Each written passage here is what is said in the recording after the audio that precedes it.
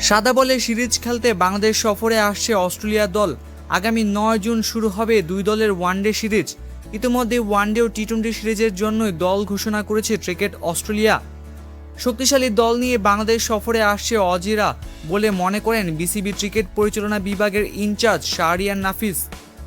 আজ মিরপুরে নাফিস বলেন, আসন্ন অস্ট্রেলিয়া সিরিজ আমাদের জন্য অবশ্যই খুব গুরুত্বপূর্ণ। অস্ট্রেলিয়া খুবই শক্তিশালী দল ঘোষণা করেছে। আমরা আশা করি সিরিজটা খুবই প্রতিযোগিতাপূর্ণ হবে।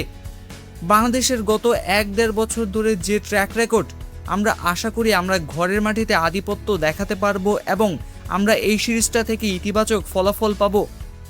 ওয়ানডে ফরম্যাটে বাংলাদেশ দল ভালো লড়াই করবে এবং সিরিজটি হবে টানাটান প্রতিদ্বন্দ্বিতাপূর্ণ।